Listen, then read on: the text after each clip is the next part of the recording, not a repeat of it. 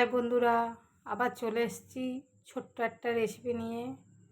আজকে দেখাবো ডিমের কারি, কিন্তু ডিমটা জলে কেমন করে সিদ্ধ করি কি করি দেখতে থাকো।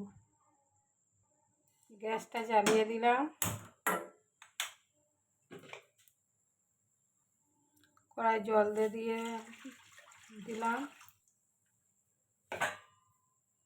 জলটা টকবক করে গরম হোক। ডিমগুলো এইভাবে দিয়ে দেবো।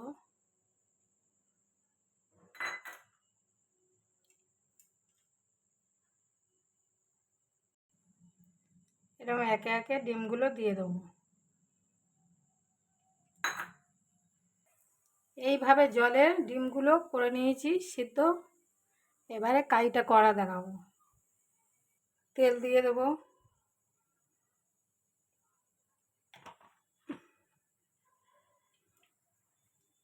গোটা গরম মশলা ফোড়ন দিয়ে দিলাম,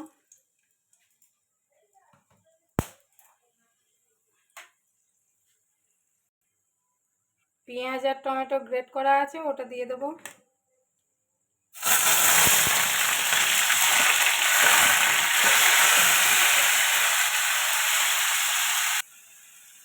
এবার রসুন বাটাটা দিয়ে দিলাম,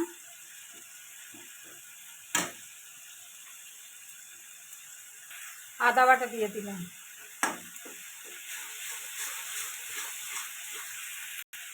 হলুদের গুঁড়ো দিয়ে দিলাম,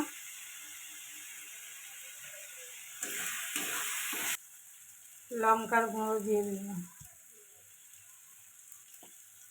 লবণ দিয়ে দিলাম। এবার এটা ভালো করে কষাতে থাকবো।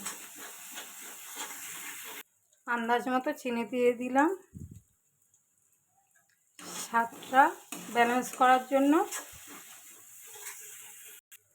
মশলাটা তেল ছেড়ে দিয়েছে,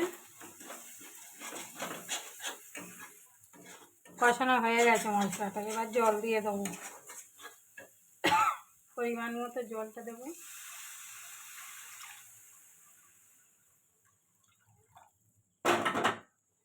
জলটা দিয়ে দিলাম। ডিমটা এইভাবে জলে সিদ্ধ করে নিয়েছি, এবার দিয়ে দেবো। এটা এবার হতে থাক আস্তে আস্তে। এটা ফুটে ফুটে ঝোলটা মরে গেলে নামিয়ে নেব।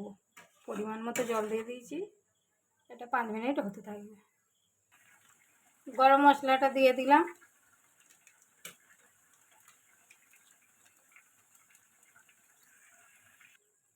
ডিমের কারিটা হয়ে গেছে, এবার নামিয়ে নেব। ডিমের কারিটা হয়ে গেছে। যদি ভালো লাগে লাইক কমেন্ট শেয়ার করে দিও, ফলো করতে ভুলো না। সবাই পাশে থেকো, প্লিজ প্লিজ সবাই পাশে থেকো।